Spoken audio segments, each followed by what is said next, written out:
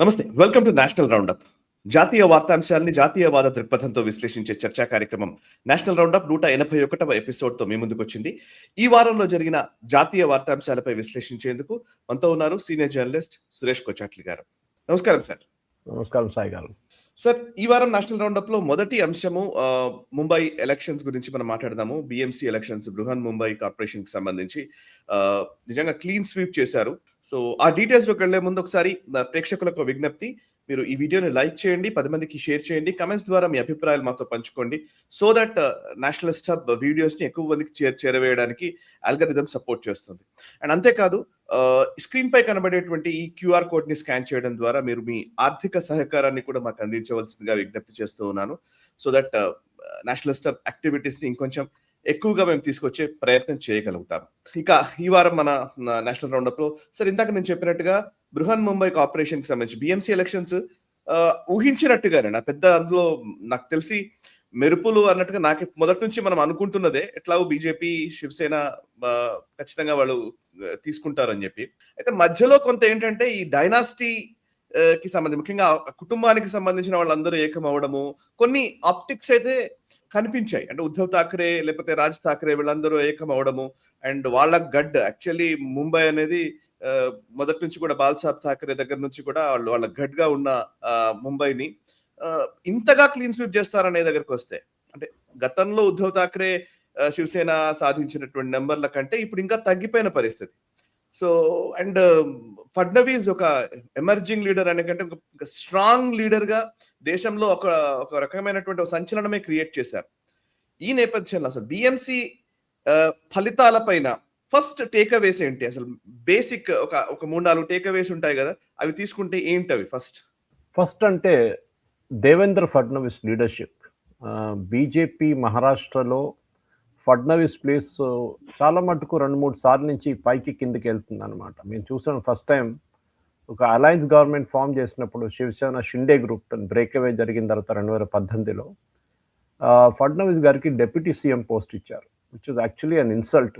ఎందుకంటే ఆయన సీనియారిటీకి, ఆయన ఉన్న ఇమేజ్కి ఆయనకి డెఫినెట్లీ సీఎం పదవి రావాల్సి ఉంది. కానీ ఆ టైంలో బీజేపీ అడ్జస్ట్ చేసుకోవాల్సి వచ్చింది. ఎందుకంటే ఈ శివసేనని ఒక బ్రేకప్ చేయడం అనేది చాలా క్రూషియల్గా ఉండే సాయి గారు. లేకుంటే మరాఠీ ఓట్లు బీజేపీకి ఎక్కువ రావు అని తెలిసిన బీజేపీయే షిండే గ్రూప్ని బ్రేక్ చేశారు. దాని తర్వాత జరిగిన సబ్సిక్వెంట్ ఎలక్షన్లో బీజేపీకి ఎక్కువ సీట్లు వచ్చిన తర్వాత ఫడ్నవీస్ని ముఖ్యమంత్రిగా చేశారు. ఫడ్నవీస్ గారు ఒక చిన్న ఎక్స్పెరిమెంట్ నడిమిట్లో ఫెయిల్ అయింది, మీకు గుర్తుంటుంది. అజిత్ పవార్తో ఒక రోజు ఉన్న టైఅప్లో ఆ గవర్నమెంట్ అప్పుడే పడిపోయింది అక్కడ. ఆయన ఇమేజ్ అక్కడ దెబ్బతిన్నది అనమాట. అది కాకుండా ఇప్పుడు చూస్తున్న దాని ప్రకారం డెఫినెట్గా ఫడ్నవీస్ ఇమేజ్ ఒక చాలా మటుకు it has really gone through the roof అని చెప్తారు ఇంగ్లీష్లో. ఆయనకి ఉన్న ఇమేజ్ నేషనల్ లెవెల్లో కూడా చాలా మటుకు ఏం చెప్తారు, ఒక విన్నర్ టేక్స్ ఇట్ ఆల్ యాటిట్యూడ్లో ఫడ్నవీస్ గారికి చాలా పెద్ద ఒక పాజిటివ్ ఇమేజ్ వచ్చింది సార్. కానీ చిన్నగా చెప్తుంది, దాని తర్వాత we can expand on it. I will just in short చెప్తాను ఇదంతా. రెండవది, Uddhav Thackeray, Raj Thackeray type, especially Brihan Mumbai municipal corporation జరిగిన ఈ వీళ్ళిద్దరు అలయన్స్, లాస్ట్ మినిట్ అలయన్స్ ఈసారి పనికి రాలేదు. At the same time Uddhav Thackeray వాళ్ళ పార్టీ బాగా పర్ఫామ్ చేయలేదు. లాస్ట్ టైం కానీ తక్కువ సీట్లు వచ్చినాయి వాళ్ళకి. లాస్ట్ టైం వీళ్ళందరూ తోడు పోటీ చేశారు కదా, అంటే Shinde and Uddhav together, single Shiv Sena ఉండే లాస్ట్ టైం. ఎందుకంటే ముందు జరిగిన ఎలక్షన్ 2017లో జరిగింది. దాని తర్వాత జరిగిన ఎలక్షన్ జరగలేదు, కొంచెం లేట్ అయింది ఈసారి ఎలక్షన్. కోవిడ్ తర్వాత దానికి చాలా మటుకు ఇష్యూస్, లీగల్ ఛాలెంజెస్ అన్నీ ఉంటాయి. సో దాంతోపాటు ఎలక్షన్ లేట్ అయింది. So Uddhav still Marathi vote bank అంటే ఎస్ ఆయన దగ్గర ఉంది. కానీ రాజ్ ఠాక్రే ఆయన పెద్ద మాటలు అంటుండే, ఆయన మాటల్లోనే చాలా మటుకు రచ్చగొట్టి మాట్లాడతారు. ఆ కంప్లీట్ రాజ్ ఠాక్రే వైపౌట్ అయిపోయారని చెప్పొచ్చు. అంటే వచ్చినాయి 7 సీట్లు వచ్చినాయి, కానీ అది పెద్దదేం కాదు. లాస్ట్ టైం కన్నా కొంత తక్కువనో ఎక్కువనో ఉండొచ్చు అంతే. కానీ మూడవది, ఎస్ సాయి గారు, మూడవది వాజ్ ద ఫ్యాక్ట్ ఆఫ్ పవార్స్. ఈ పవార్స్ కూడా, ఈవెన్ దో అజిత్ పవార్ గారు ఈ కోalition గవర్నమెంట్లో ఉన్నారు, అప్పుడు కూడా ఆయన కావాలని చెప్పి పింప్రి చించ్వాడ్ కానివ్వండి, పూణే కానివ్వండి, అంతా వీళ్ళది స్ట్రాంగ్ హోల్డ్ అన్నమాట. అక్కడ ఎవరు గెలవలేరు. ఇప్పుడు కాదు, ఎన్నో సంవత్సరాల నుంచి అక్కడి నుంచి ఒక నాన్ పవర్ క్యాండిడేట్ గెలవలేరు అక్కడ ఏరియా నుంచి. కానీ ఈసారి గెలిచి చూపించారు సాయి గారు. అది ఎవరు? Yeah. BJP not even Shinde, only BJP. That I think ఒక పెద్ద రెవల్యూషన్. ఐ థింక్ బహుశా దీంతోని Sharad Pawar political future almost close అయినట్లనే. అజిత్ పవార్ స్ట్రాంగ్ ఉన్నాడు, అది కూడా లేడు. అజిత్ పవార్ని కూడా బీజేపీ వాళ్ళ రైట్ఫుల్ ప్లేస్లో చూపిస్తారు, క్యాబినెట్ నుంచి డ్రాప్ చేస్తారు, అది చూడాల్సింది. కానీ డ్రాప్ చేయరు అనుకుంటాను. అజిత్ పవార్ కూడా తెలిసిపోయింది ఆయన ఇంత చాలా పెద్ద ఎగిరాడు పైకి, కానీ ఇప్పుడు కింద పడ్డాడు అట్లనే. దాంతో ఈ 3 మెయిన్ పాయింట్స్ జరిగింది.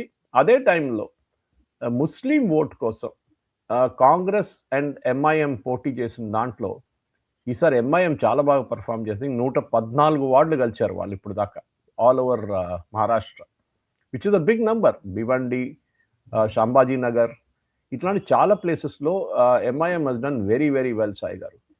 ఇది ఎందుకంటే ఈ ముస్లిం ఓట్ బ్యాంక్లో కూడా చాలా మటుకు ఒక రియలైజేషన్ ఇప్పుడు వచ్చేసింది. కాంగ్రెస్ మమ్మల్ని వాడుకుంటున్నారు, కాంగ్రెస్ మా కోసం ఏం చేయట్లేదు. At the same time Owaisi ఒక చార్మినార్ పార్టీ మహారాష్ట్రకి వెళ్ళి, దీనికన్నా ముందు ఆఫ్ కోర్స్ సంభాజీనగర్ పేరు ఔరంగాబాద్ ఉన్నప్పుడు అక్కడి నుంచి వాళ్ళ ఎంపీ కూడా గెలిచారు ఒక సీట్. కానీ ఈసారి అక్రాస్ ద బోర్డ్ గెలిచారు వాళ్ళు. ఎక్కడెక్కడ ముస్లిం ఓట్ బ్యాంక్ ఉందో భివండి లాంటి ప్లేస్లో అక్కడ అన్ని ఆ ముస్లిం ఓట్ బ్యాంక్ని కరెక్ట్గా ఓవైసీ ప్లాన్ చేసి కొట్టారు సాయి గారు. దీంట్లో ఒక పెద్ద మెసేజ్ ఉంది, మనం తర్వాత మాట్లాడవచ్చు. ఎందుకంటే అస్సాం ఎలక్షన్ రాబోతుంది, వెస్ట్ బెంగాల్ ఎలక్షన్ రాబోతుంది. ఇక్కడ కూడా ఓవైసీ వెళ్తే ఎట్లాంటి ఏమైనా మార్పులు తీసుకురావచ్చు అనేది ఒక పెద్ద క్వశ్చన్గా ఉండిపోతుంది సాయి గారు.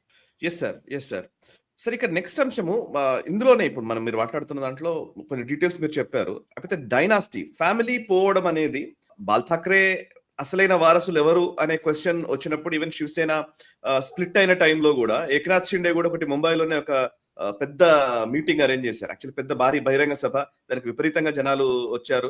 అండ్ నేను బాల్ ఠాక్రే అసలైన వారసులు నేనే అని ఆయన చెప్పే ప్రయత్నం చేశారు. అఫ్ కోర్స్ మీరు ఇప్పుడు బీజేపీలో అలయన్స్ లో కూడా, మహాయుతిలో కూడా ఇద్దరి మధ్య అంటే దేవేంద్ర ఫడ్నవీస్ అండ్ ఏకనాథ్ షిండే మధ్య కూడా అంత పూర్తి సఖ్యత ఏం కనిపించట్లేదు. మనం కూడా డిస్కస్ చేసాం నేషనల్ రౌండప్ లో వీటిలో.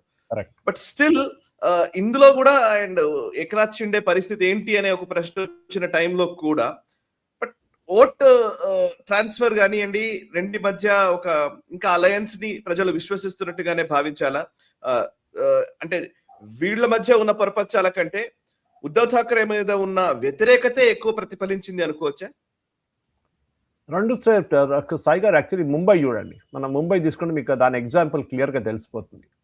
ముంబైలో ఒక పెద్ద మరాఠీ ఓట్ బ్యాంక్ ఉంది, అది మనం గుర్తించాల్సిందే. ఒక 40 నుంచి 50 నుంచి ఒక ఆల్మోస్ట్ 80 సీట్లు దాకా మరాఠీ ఇన్ఫ్లుయెన్స్ చాలా మటుకుంది. మనం చూసాం ఈ క్యాంపెయిన్లో కూడా పదే ఉద్ధవ్ ఠాక్రే కానీ ఎస్పెషలీ రాజ్ ఠాక్రే ఈ మరాఠీ మానూస్ గురించి మాట్లాడుతూ సౌత్ ఇండియన్స్ని రెచ్చగొట్టారు ఆయన. అది కాకుండా గుజరాతీలు తిట్టారు, నార్త్ ఇండియన్స్ తిట్టారు, అందరు తిట్టారు. సో జరిగింది ఏంటంటే ఈ Uddhav Thackeray at the same time ఆయన దాని గురించి ఎక్కువ మాట్లాడలేదు. అంటే మరాఠీ మానూస్ గురించి మాట్లాడు కానీ హిందువుల గురించి వ్యతిరేకంగా మాట్లాడారు. గౌమూత్ర తాగుతారు హిందువులు, అది ఇది అని చెప్పి. ఎందుకంటే ఆయనకి ముస్లిం ఓట్లు కావాలండి. ఎస్పెషల్లీ ముంబై సిటీలో చాలా పాకెట్స్లో ముస్లిం ఓట్స్ ఉన్నాయి. ఆ ముస్లిం ఓట్లు రావడానికి ఆయన చేసిన ఒక అటెంప్ట్ ఫెయిల్ అయింది. యాక్చువల్లీ వచ్చిందిలే, కొన్ని ప్లేసెస్లో కొన్ని ముస్లిం ఓట్స్ వచ్చింది కానీ ఎక్కువ రాలేదు. ఎందుకంటే అక్కడ ఎంఐఎం ఉన్నారు, కాంగ్రెస్ ఉన్నారు. చూస్తుంటారు కాంగ్రెస్ గెలిచిన సీట్లన్నీ ఓన్లీ ముస్లిం స్ట్రాంగ్ హోల్డ్స్ నుంచి వచ్చింది అనమాట. అంటే ముస్లిం ఓట్స్ డెఫినెట్గా కాంగ్రెస్ వైపు వెళ్ళింది. వాళ్ళు లోకల్గా టైఅప్ పెట్టుకున్నారు. కానీ మీరు అడిగిన ప్రశ్నకి ఎవరు వారసులు అంటే yes, definitely it is Shinde, దాంట్లో డౌట్ లేదు సాయి గారు. కానీ ఈసారి ముంబైలో 90 సీట్లు పోటీ చేసిన షిండే గ్రూప్, శివసేన షిండే గ్రూప్ 29 గెలిచింది సాయి గారు. అంటే 1/3 స్ట్రైక్ రేట్ అన్నమాట, 30% దాకా. అది చాలా ఒక పెద్ద క్వశ్చన్గా మిగిలిపోయింది. ఎందుకంటే బీజేపీ స్ట్రైక్ రేట్, బీజేపీ పోటీ చేసిన వాళ్ళు 63%, వాళ్ళకి 63 నుంచి 70% వరకు వాళ్ళకి స్ట్రైక్ రేట్ వచ్చింది వాళ్ళకి. అంటే షిండే గ్రూప్కి ఎక్కువ సీట్లు ఇచ్చారా, ఎక్కువ వార్డులు ఇచ్చారా, అది తప్పు చేశారా అనేది ఒక పెద్ద ప్రశ్న. కానీ ఎందుకు ఇచ్చారంటే షిండే గ్రూప్ పోటీ చేసిన దాంట్లో 68 సీట్లు, 68 వార్డులు వాళ్ళు డైరెక్ట్ ఉద్ధవ్ ఠాక్రే వాళ్ళ పార్టీతోని డైరెక్ట్ పోటీ ఉండే. అది అన్ని మహారాష్ట్రియన్ పాకెట్స్. అక్కడ బీజేపీ వాళ్ళ క్యాండిడేట్స్ని పెట్టలేదు అక్కడ ఎక్కువ, చాలా క్లియర్గా. ఎందుకంటే బీజేపీ ఏం చేశారు, సౌత్ ఇండియన్ స్ట్రెంగ్త్ ఎక్కడుందో, గుజరాతీ కమ్యూనిటీ స్ట్రెంగ్త్ ఎక్కడుందో, నార్త్ ఇండియన్ కమ్యూనిటీ ఎక్కడున్నారో, స్లమ్ ఏరియాస్ ఎక్కడుందో అక్కడన్నీ పెట్టారు. ఫర్ ఎగ్జాంపుల్ ఈవెన్ మీరు ధారావి తీసుకోండి సాయి గారు. ధారావిలో బీజేపీకి ఒకటే సీట్ వచ్చింది. 6 వార్డులు పోయినాయి వాళ్ళ దగ్గర నుంచి. ఎందుకంటే ధారావి రీడెవలప్‌మెంట్ మీద కూడా చాలా పెద్ద పాలిటిక్స్ జరిగింది. బీజేపీ మిమ్మల్ని తీసేస్తారు ఇక్కడి నుంచి, అదానీ వస్తున్నారు, అదానీ కట్టేస్తారు అని చెప్పి కాంగ్రెస్ చాలా పెద్ద క్యాంపెయిన్ నడిపించింది. అది అక్కడ డెఫినిట్‌గా ఇట్ హస్ వర్క్ దేర్. కానీ ఉద్ధవ్ ఠాక్రేకి ఇప్పుడు ఒక రియలైజేషన్ మూమెంట్ వచ్చింది. ఎందుకంటే ముంబై పక్కన పెడితే సాయి గారు, మిగతా చోట్లలో ఉద్ధవ్ ఠాక్రే లిటరల్లీ వైపౌట్ అయిపోయారు. అది పెద్ద న్యూస్ అన్నమాట. ఎందుకంటే మరాఠీ మానూస్‌ని మీరు ముంబై కన్నా బయటికి తీసుకెళ్ళలేకపోతున్నారు. Where Marathis are more. Maharashtrians ఎక్కువ ఉన్నారు ఔట్ సైడ్ ముంబై. కానీ ఏం జరిగిందంటే ఓవర్ ద లాస్ట్ ఒక 20, 30 సంవత్సరాల్లో సాయి గారు 60-70% మరాఠీస్ ఉన్న ముంబై నుంచి చాలా మంది సబర్బ్ వైపు వెళ్ళిపోయారు. ఎందుకంటే ముంబైలో ఉండలేకపోతున్నారు. ఒక చిన్న 500 స్క్వేర్ ఫీట్ ఫ్లాట్ తీసుకోవాలంటే మీకు 2-3 కోట్లు కావాలి అక్కడ. అది అక్కడున్న టిపికల్ మహారాష్ట్రియన్ పాపులేషన్‌కి అది వాళ్ళతో కావట్లేదు అది. సో అక్కడ వచ్చిన నియో రిచ్ అని చెప్పొచ్చు మనం. అంటే మిగతా స్టేట్స్ నుంచి వచ్చిన వాళ్ళు, గుజరాతీ వాళ్ళు who are traditionally part of Mumbai, వీళ్ళ దగ్గర డబ్బులుండి వీళ్ళు కొనుక్కుంటున్నారని చెప్పి పెద్ద క్యాంపెయిన్ నడిపించారు. కరెక్టే అది యాక్చువల్లీ. సో ముంబై నుంచి ఆ మరాఠీ పాపులేషన్ బయటికి వెళ్ళిపోయినప్పుడు థానే వైపు కానివ్వండి, పూణే వైపు కానివ్వండి, సబర్బ్స్ విరార్ వైపు వెళ్ళిపోయినా కానీ, నవీ ముంబై వైపు వెళ్ళిపోయినా వీళ్ళతోనే వీళ్ళు లేకుండా ఉద్ధవ్ ఠాక్రే ముంబైలో గెలవలేరు. అది చాలా క్లియర్‌గా తెలిసిపోయింది ఈ ఎలక్షన్‌లో కూడా. సో వారసత్వం అంటే yes it's still under dispute. కానీ షిండే అయితే చాలా క్లియర్‌గా in Mumbai it is definitely Uddhav Thackeray. Minus Mumbai it is Shinde. Especially Thane, ఆయన స్ట్రాంగ్ వర్డ్ థానే కదా. ఆయన అక్కడి నుంచి వచ్చారు. ఆటో రిక్షా డ్రైవర్‌గా ఉండే షిండే అక్కడి నుంచి పైకి వచ్చారు కదా శివసేనలో. సో డెఫినెట్‌గా ఒక చాలా పెద్ద లెసన్. ఎందుకంటే ముంబై మున్సిపల్ కార్పొరేషన్ అంటే బిర్హన్ ముంబై మున్సిపల్ కార్పొరేషన్ అంటే ఒక చిన్న స్టేట్, మన దగ్గర ఉన్న చిన్న రాష్ట్ర బడ్జెట్ కన్నా ఎక్కువ ఉంటుంది. 73-74 వేల కోట్లు వాళ్ళ బడ్జెట్ సాయి గారు. ఇంకోటంటే మనలాగా హైదరాబాద్ జిహెచ్ఎంసీ లాగా కాదు సాయి గారు. అక్కడ పవర్ మున్సిపల్ కమిషనర్ దగ్గర ఉంటుంది, not with the mayor. Hyderabad అట్లా కాదు. మన దగ్గర మేయర్ దగ్గర కూడా బడ్జెట్స్ ఉంటుంది, కార్పొరేటర్స్ దగ్గర బడ్జెట్స్. అక్కడ కమిషనర్ దగ్గర ఉంటుంది. వాళ్ళు 6 హాస్పిటల్స్ నడిపిస్తారు సాయి గారు. 3 మెడికల్ కాలేజెస్ నడిపిస్తున్నారు. ఎక్కడ మీరు వినలేదు జిహెచ్ఎంసీ ఒక మెడికల్ కాలేజ్ నడిపిస్తున్నారు. వాళ్ళ దగ్గర ఎంటైర్ వాటర్ సప్లై సిస్టమ్ వాళ్ళు నడిపిస్తారు. 7 లేక్స్ ఉన్నాయి ముంబై నీళ్లు సప్లై చేసేది. అది కాకుండా రోడ్లు మొత్తం వాళ్ళ దగ్గర ఉంది. మన దగ్గర హైదరాబాద్లో చాలా మటుకు రోడ్ జిహెచ్ఎంసీ దగ్గర లేదు. అది రోడ్స్ అండ్ బిల్డింగ్స్ దగ్గర ఉంటుంది. ఎస్పెషల్లీ నేషనల్ హైవే, సిటీ లోపల నుంచి వెళ్తున్న నేషనల్ హైవేలో. ఇది మొత్తం చూసుకుంటే దానికోసం ముంబై బడ్జెట్ ఇంత పెద్ద. అండ్ ముంబైలో బెస్ట్ పార్ట్ సాయి గారు, ముంబై పాపులేషన్, ఓటింగ్ పాపులేషన్ 1 కోటి మంది అంతే.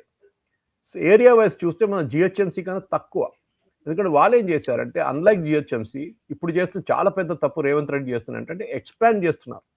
దాంతో ప్రజలకు సేవలు దొరకదు. ఎందుకంటే ఒక చిన్న కంప్లైంట్ ఇవ్వడానికి వాళ్ళకి 30 కిలోమీటర్లు ట్రావెల్ చేయాల్సి వస్తుంది.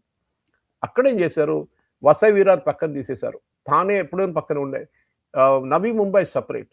ఇట్లా సపరేట్ చేసుకుంటే అక్కడక్కడ మున్సిపల్ కార్పొరేషన్ పెట్టుకున్నారు. దాంతో ఏమైందంటే ద ఫెసిలిటీస్ ఆర్ ఇంప్రూవ్. కానీ అన్నిటికంటే పెద్ద లెసన్ సాయి గారు దీంట్లో ఈజ్ ఫడ్నవీస్ రోల్. అది మనం డిస్కస్ చేయాలి. Fadnavis and making of a new Mumbai అని చెప్తాం. అది ఈ ఎలక్షన్ లో అన్నిటికంటే పెద్ద డిబేట్ ఉంటుంది సాయి గారు. సార్ యాక్చువల్లీ ముంబై ఎఫెక్ట్ మిగతా ప్రాంతాల్లో ఎలా ఉంటుంది? ఇందాక మీరు ఫస్ట్ ఓపెనింగ్ లోనే చెప్పారు, Fadnavis has emerged as a national లెవెల్లోనే ఒక పెద్ద ఫిగర్ గా ఆయన ఖచ్చితంగా ఈ దెబ్బతో ఎమర్జ్ అయ్యారని. ఇప్పటికీ చాలాసార్లు ఎలక్షన్స్, అసెంబ్లీ ఎలక్షన్స్ ని ఆయన లీడ్ చేసిన విధానం కావచ్చు, ఇప్పుడు ముంబై లాంటి ఒక కాంప్లికేటెడ్, ముఖ్యంగా వాణిజ్య రాజధాని అంటాం కదా మనం, ఎకనామికల్ క్యాపిటల్, నిజానికి ఫైనాన్షియల్ క్యాపిటల్ ఆఫ్ భారత్ కాబట్టి. సో అట్లాంటి ఒక బిఎంసిని మనము మన ఫడ్నవీస్ గెలిపించుకుని రావడము, ఇది దేశ రాజకీయాలపైన ఎటువంటి ప్రభావం చూపుతుంది? రాబోయే రోజుల్లో ఫడ్నవీస్, మోదీ తర్వాత ఎవరు అనే చర్చ నడుస్తున్న టైంలో even Fadnavis is also there in the race, right? Correct. దీన్ని 2 పార్ట్స్ తీసుకుంటాను సాయి గారు. ఒకటి, ముంబైలో ఎందుకు గెలిచారు, స్పెసిఫిక్లీ బిర్హన్ ముంబైలో. దాంట్లో చాలా మట్టుకు ఈ ఉద్ధవ్ ఠాక్రే వాళ్ళ పార్టీ, అక్కడ ముఖ్యమంత్రిగా ఉద్ధవ్ ఠాక్రే ఉన్న టైంలో చాలా మట్టుకు డెవలప్మెంట్ ని ఆపేశారు. ఆదిత్య ఠాక్రే చేసిన డ్రామా, ఆర్ఏ కాలనీలో ఉన్న షెడ్, మెట్రో షెడ్ ని ఆపడం, అది కాకుండా బుల్లెట్ ట్రైన్ ని వ్యతిరేకించడం, ఇదంతా జరిగిన తర్వాత ముంబైలో మన అందరికి తెలిసిన సాయి గారు అన్నిటికంటే పెద్ద ప్రాబ్లం 2-3 ఇష్యూస్ ఉన్నాయి. దాంట్లో అన్నిటికంటే mass transit is a first problem. వాళ్ళ లోకల్ ట్రైన్స్, వాళ్ళ సబర్బన్ ట్రైన్స్ 10 నిమిషాలకి ఆగిపోతే మొత్తం ముంబై ఆగిపోతుంది సాయి గారు.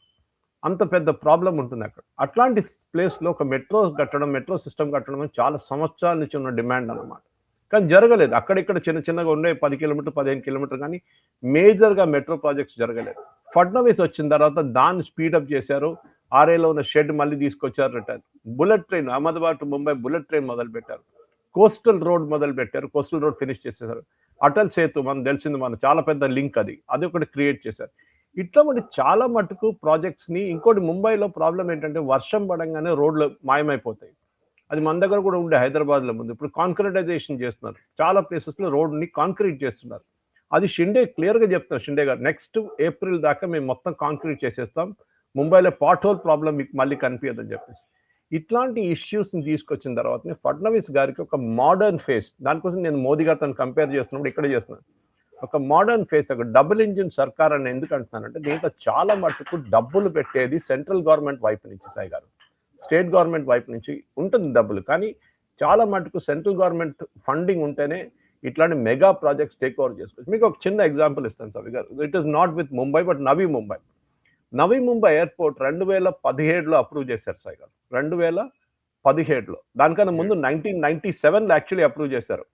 97లో అప్రూవ్ చేసింది. 2007కి వచ్చినప్పటికి మళ్ళీ అప్రూవల్ వచ్చింది. 2017కి మోదీ గవర్నమెంట్ వచ్చిన తర్వాత 2015ని దాని ప్రగతి కింద తీసుకొచ్చారు. 97లో అప్రూవ్ చేసిన ఎయిర్పోర్ట్ ఒక ఇటుక కూడా జరగలేదు 2015 దాకా. ఆలోచించండి.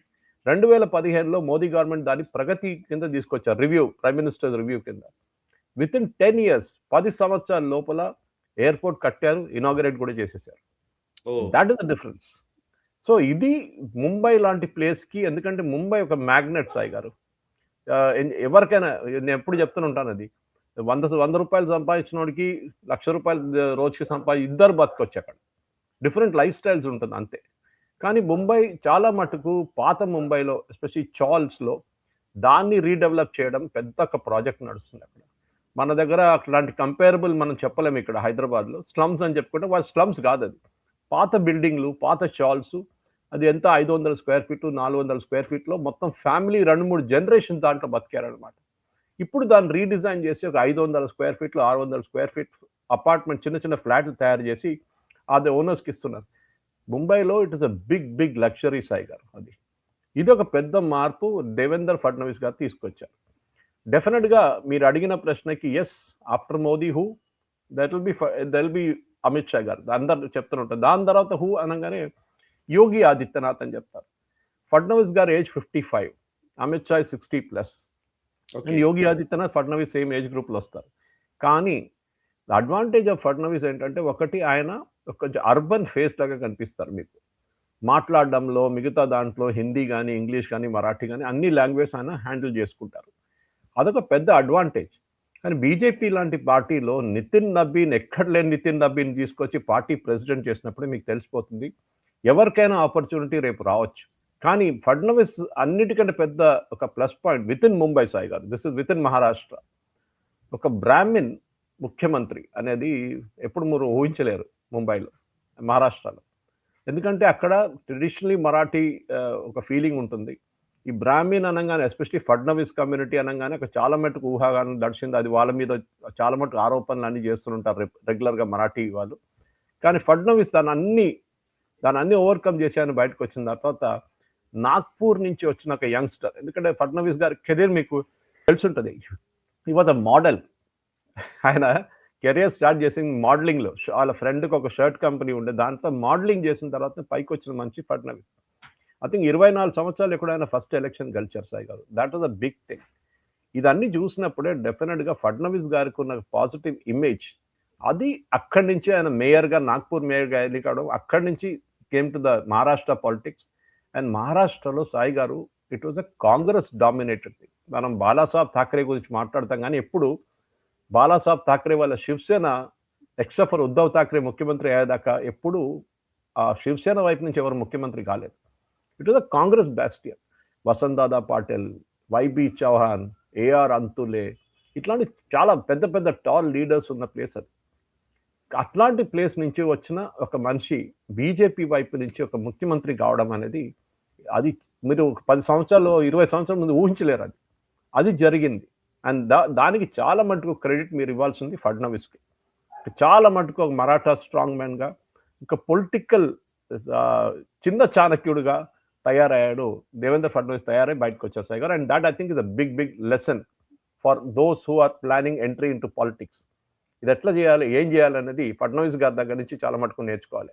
అది కాకుండా మనం మాట్లాడదాం మిగతా ప్లేస్లు కూడా, ఎస్పెషల్లీ పింప్రి, చెంచువాడ అండ్ పూణే గురించి కూడా మనం మాట్లాడాల్సిందే. యాక్చువల్లీ అన్నామలైకి సంబంధించి అన్నామలై చేసిన వ్యాఖ్యలు నిజంగా చాలా ఇంట్రెస్టింగ్ డిబేట్ ని తీసుకొచ్చాయి. ముఖ్యంగా మహారాష్ట్రలో పూర్తిగా మరాఠా బెల్ట్ గా ఇది మాది అని అనుకునే పరిస్థితి నుంచి, ఈవెన్ ఫజల్ అలీ కమిషన్ వేయడానికి ముందు, అంటే ఫస్ట్ ఎస్ఆర్సి వేయడానికి ముందు ముంబైలోనే అసలు గొడవ మొదలైంది. ముంబై మాదంటే మాది అని గుజరాతీలు క్లెయిమ్ చేసుకోవడము, లేదు అని మరాఠాలు క్లెయిమ్ చేయడము. అఫ్ కోర్స్ ఫస్ట్ ఎస్ఆర్సి తర్వాత బాంబే మహారాష్ట్రకు వచ్చేసింది. అయితే ఆ తర్వాత కాలంలో కూడా ఈ Maratha sentiment, even ball Thackeray టైంలో మరాఠా సెంటిమెంట్ విపరీతంగా తీసుకురావడం జరిగింది. చాలా వరకు ముంబై లేదా బీహారీస్ ని, వాళ్ళని రాజ్ ఠాక్రే వీళ్ళందరూ కూడా వాళ్ళని రైల్వే స్టేషన్ లో తరిమి కొట్టడాలు ఇవన్నీ మనం చూసాం చాలా. కొన్ని సందర్భాలు ఈవెన్ క్రికెట్ గ్రౌండ్ లను తవ్వేసిన సందర్భాలు, ఐ మీన్ పాకిస్తాన్ తో క్రికెట్ జరుగుతూ ఉంటే, ఇట్లాంటి చాలా సీరియస్ ఇష్యూస్ నడిచిన టైం నుంచి మొన్నటి బిఎంసి ఎలక్షన్స్ లో అన్నామలై మహారాష్ట్రకి చెందింది మాత్రమే కాదు ముంబై, ఇది ఇంటర్నేషనల్ సిటీ అన్నట్టుగా ఆయన మాట్లాడారు. అంటే ఇది ప్రపంచ వాణిజ్యానికి సంబంధించినటువంటి విషయంగా ఆయన అభివర్ణించారు. అది యాక్చువల్లీ పాజిటివ్ థింగ్, కానీ మరాఠాలకు అది నెగటివ్ థింగ్ అవుతుందేమో అని అనుకున్నారు కొంత. దాన్ని రేజ్ చేసే ప్రయత్నం చేశారు, ఫ్లేర్ అప్ చేసే ప్రయత్నం చేశారు, బట్ అది వర్కౌట్ అయినట్టు కనిపించట్లేదు. అండ్ ట్రిపుల్ ఇంజన్ సర్కార్ అన్నారు ఆయన, డబుల్ ఇంజన్ కాదు ట్రిపుల్ ఇంజన్ అన్నారు. సో ముంబై అనేది మళ్ళీ ఇంకొక ఇంజన్ కావాలి ఇక్కడ కూడా అనేది ఆయన చెప్పిన మాట. ఒకసారి అన్నామలై కాంట్రవర్సీ ఎందుకు పెరిగింది, దాని ఫలితాలు పెద్దగా ఉద్ధవ్ ఠాక్రే అండ్ రాజ్ ఠాక్రేలకు పెద్ద అనుకూలంగా అయితే రాలేదు, రైట్? దాని ముందు సాయి గారు ఈ క్యాంపెయిన్ లో అన్నామలై గారిని ఎందుకు తీసుకొచ్చారని చెప్పి పెద్ద ఒక పాయింటర్ ఉంది అక్కడ. మీరు చూసుంటారు, ఈ ముంబై ఎలక్షన్స్ లో మోదీ గారు రాలేదు, అమిత్ షా గారు రాలేదు, యోగి ఆదిత్యనాథ్ రాలేదు, ఏ బీజేపీ ముఖ్యమంత్రి రాలేదు క్యాంపెయినింగ్. నడిపించింది అంతా సెకండ్ రంగ్ లీడర్స్. అంటే అపార్ట్ ఫ్రమ్ మహారాష్ట్రలో ఉన్న బీజేపీ అండ్ శివసేన లీడర్స్ పక్కన పెడితే మిగతా రాష్ట్రాల నుంచి వాళ్ళు చిన్న అంటే సెకండ్ రంగ్ లీడర్స్, అన్నామలై లాంటి లీడర్స్ని తీసుకొచ్చారు సాయి గారు. ఇది చాలా ఇంపార్టెంట్. అన్నామలై మాట్లాడినప్పుడు దాంట్లో తప్పేం లేదు, ఇట్స్ అన్ ఇంటర్నేషనల్ సిటీ అని చెప్పారు ఆయన. ఇంట్రెస్టింగ్లీ ఆయన ఆ క్యాంపెయిన్ స్పీచ్ ఇచ్చిన వార్డ్ నుంచి బీజేపీ క్యాండిడేట్ గెలిచారు అక్కడి నుంచి ఈసారి. అది కూడా ఇంపార్టెంట్ అనమాట. కానీ ఆయన ఇంటర్నేషనల్ సిటీ అని చెప్పగానే కాదు, మరాఠీ మరాఠీ వాళ్ళ సిటీ అది ఇది అని చెప్పి రాజ్ ఠాక్రే, ఆ పాత బాలాసాహెబ్ ఠాక్రే ఒక లాంగ్వేజ్ ఉండేది, లుంగి పుంగి అని చెప్పి, అది కాకుండా రస్మలై అని చెప్పి ఈయన మీద చాలా మటుకు ఏం చెప్తారు, ఆరోపణలు కాదు కానీ ఒక మాకింగ్ చేశారు, ఇంగ్లీష్లో అంటారు దాన్ని. You can get the Telugu equivalent for that. అట్లాంటి పరిస్థితుల్లో ఏమైంది సాయి గారు, ఈ క్యాంపెయిన్లో ఇది ఒక చాలా పెద్ద టర్నింగ్ పాయింట్ ఉండే. మనం చాలా మటుకు డిబేట్ చేయాల్సింది, ఎందుకంటే చాలా మంది ఏమన్నారంటే దీంతో మరాఠీ ఓట్లు అన్ని కన్సాలిడేట్ అయిపోతుంది, మరాఠీ ఓటు ఒక వైపు వచ్చేస్తుంది, ఇంకొక వైపు మొత్తం south Indian, Gujarati, north Indian ఓట్లు ఉంటుంది. కానీ జరిగింది ఏంటంటే మరాఠీ ఓట్ స్ప్లిట్ అయిపోయి ఒకవైపు బీజేపీ వైపు వెళ్ళిపోయింది, ఒక 30-40%. మిగతాది అందరు కన్సాలిడేట్ అయి బీజేపీ కోసం ఓటేశారు. ఇది డిఫరెన్స్ అయిగా. దానికోసం చూడండి, షిండే స్ట్రైక్ రేట్ తక్కువ ఉంది, Shinde strike rate Marathi constituency తక్కువ ఉంది, కానీ మిగతా కాన్స్టిట్యున్సీలో బీజేపీ ఓట్ స్కోర్ చేశారు. 89 వార్డులు వాళ్ళకి వచ్చింది సార్. అన్నామలై ఇస్ ట్రూ అని చెప్పిందంటే ఏ తప్పలేదు, ఎందుకంటే Mumbai is an international city. కానీ మీరు చెప్పినట్లు ఆ టైంలో బాలాసాహెబ్ ఠాక్రే టైంలో ఆయన కావాలంటే 5 నిమిషాల్లో ముంబైని మొత్తం బంద్ చేసి పడేస్తుండే, ఆ కెపాసిటీ ఉండే ఆయనకి. కానీ ఇప్పుడు అది జరగదు సాయి గారు. ఈ ప్రజెంట్ సర్కమ్స్టెన్స్లో శివసేన కానీ ఉద్ధవ్ ఠాక్రేకి బంద్ పిలిస్తే ఒక పోరోడు కూడా రోడ్డు మీద వచ్చి బంద్ పాటించారు. అది ఒక చాలా అందరికి క్లియర్గా తెలిసిందే. సో అన్నామలై చేసిన స్టేట్మెంట్ని కూడా కన్సాలిడేషన్, ఎందుకంటే మీరు చెప్పినట్ల ముందు గుజరాత్ లేకుండే, it is the part of Mumbai presidency, మొత్తం ఇట్ ఇస్ ముంబై స్టేట్. ఆ టైంలో గుజరాత్ ఫామ్ అయినప్పుడు చాలా మంది అఫ్కోర్స్ గుజరాత్కి వెళ్ళారు, కానీ చాలా మంది గుజరాతీలు ముంబైలోనే ఉండిపోయారు. వాళ్ళే కదా ఫైనాన్షియల్ క్యాపిటల్ నడిపిస్తున్నారు గుజరాత్ వాళ్ళు. అది టిపికల్ మహారాష్ట్రన్ మెంటాలిటీ వాళ్ళకి నచ్చదు, అది ఉద్ధవ్ ఠాక్రే లాంటి వాళ్ళకి నచ్చట్లేదు. అది పెద్ద ప్రాబ్లం అది. ఎందుకంటే మీరు either you become like them or you join them. ఇంగ్లీష్లో అంటారు if you can't beat them join them అని. అది కూడా చేయట్లేదు. సో మీరు వాళ్ళు క్రిటిసైజ్ చేస్తున్నాడు, గుజరాతీ వాళ్ళు ఇట్లా ఉంటారు, గుజరాతీ వాళ్ళు అట్లా ఉంటారు, మా ప్రాజెక్ట్ అన్ని గుజరాత్కి తీసుకెళ్ళిపోతున్నారు మోదీ గారు, ఇక్కడేం ప్రాజెక్ట్ లేవు మహారాష్ట్రకి, ఫడ్నవీస్ ఏం చేయట్లేదు అని చెప్పి. అది కాదు. అక్కడ ముంబై అని టిపికల్ ఒక ఫైనాన్షియల్ క్యాపిటల్ సాయి గారు, మనందరికి తెలిసిందే. చాలా మటుకు ఈ ఫైనాన్షియల్ క్యాపిటల్ని మనం ఒక భారతదేశాన్ని కాదు, ఇంటర్నేషనల్ లెవెల్లో కూడా మనం యాక్సెప్ట్ చేస్తాం. ఒక ముంబై స్టాక్ ఎక్స్చేంజే కాదు, ఒక ఆర్బీఐ కాదు, మిగతా అన్ని చాలా మటుకు ఇన్స్టిట్యూషన్స్ ముంబైలోనే హెడ్ క్వార్టర్డ్ ఉన్నారు. రిలయన్స్ లాంటి కంపెనీ వాళ్ళ హెడ్ క్వార్టర్స్ అక్కడ పెట్టుకోవాలి, ఈవెన్ అదానీ లాంటి companies. One of the highest tax paying ఏం చెప్తారు క్యాపిటల్స్ ముంబై. అట్లాంటి పరిస్థితుల్లో ఇంటర్నేషనల్ సిటీ అని చెప్పగానే దాంట్లో తప్పేం లేదు సాయి గారు. It is correct thing what Annamalai said. చాలా మటుకు అన్నామలైని తిట్టింది, అన్నామలై మీద చేసిన ఆరోపణలు, ఈ రాజ్ ఠాకరే చేసిన దాంట్లో మాకింగ్ చేసినలో బ్యాక్ ఫైర్ అయింది కంప్లీట్గా శివసేనకి. Complete North Indian, South Indian అందరు కలిసి ఫస్ట్ టైం బీజేపీకి ఓటేశారు. దానికోసం ఇప్పుడు దాకా బీజేపీ ఒక మెజారిటీ, అంటే BJP at least not full majority కానీ లీడింగ్ పార్టీగా ఉండి ఒక హైయెస్ట్ టాలీగా ఉండి బీజేపీ ముంబైలో వచ్చిందంటే చాలా మటుకు దానికి కారణం అన్నామలై లాంటి ఫిగర్స్ బీజేపీ తీసుకొచ్చారు. మిగతా రాష్ట్రాల నుంచి సెకండ్ రంగ్ లీడర్స్ని తీసుకొచ్చి ముంబైలో క్యాంపెయిన్ చేయించారు. ఎందుకంటే Mumbai cosmopolitan city, truly cosmopolitan. ఎందుకంటే అక్కడ అందరూ ఉన్నారు, ఏ స్టేట్లో అడగండి వాళ్ళు ఉంటారు అక్కడ ముంబైలో. ఇది ఒక చాలా పెద్ద డిఫరెన్స్ అన్నమాట. సో అన్నామలై గారు చేసిన క్యాంపెయిన్ కానివ్వండి, మిగతా వాళ్ళు వచ్చి చేసిన క్యాంపెయిన్ కానీ చాలా మటుకు అది బాగా బీజేపీకి పాజిటివ్ అయింది. రాజ్ ఠాకరే చేసిన కామెంట్స్ని మొత్తం బీజేపీ వైపు ఆ ఓట్లన్నీ తీసుకెళ్ళిపోయింది సాయి గారు. ఓకే. సరే, ఇక మనం మిగతా మున్సిపల్ కార్పొరేషన్ 29 కార్పొరేషన్స్ లో మెయిన్ గా మనం మాట్లాడుకోవాల్సినవి పూణే, నాగ్పూర్ లేదా థానే, నవీ ముంబై ఇవన్నీ ఉన్నాయి కదా. సో అందులో అన్ని బీజేపీ క్లీన్ స్వీప్ చేసింది. మహాయుతి ఎస్పెషల్లీ థానే షిండే లెడ్ శివసేన అక్కడ ఎక్కువ పట్టు ఉంటుంది కాబట్టి వాళ్ళది థానే. బట్ నాగ్పూర్ 4వ సారి బీజేపీ రిటైన్ చేసుకోవడము అండ్ కన్సెక్యూటివ్ గా ఒక రకంగా చెప్పాలంటే. అండ్ ఇంకోటి పూణే విషయానికి వస్తే 165 లో 123 బీజేపీ గెలవడము. సో ఒక్క రకంగా మీరు ఇందాక చాలా స్పష్టంగా చెప్పారు, అసలు బేసికలీ మహారాష్ట్ర ఇప్పుడు బీజేపీ అడ్డా అన్నట్టుగా తయారైపోయింది ఒక రకంగా. కాంగ్రెస్ బ్యాషన్, కాంగ్రెస్ కి సంబంధించినటువంటి ఒక హోల్డ్ ఉన్న ప్లేస్ నుంచి శివసేన రాజకీయాల నుంచి ఈరోజు పూర్తిగా బీజేపీ వైపు ప్రజలు మళ్ళిన పరిస్థితులు కనబడుతూ ఉన్నాయి. మిగతా ప్లేసెస్ గురించి కూడా వివరాలు తెలియజేస్తారు.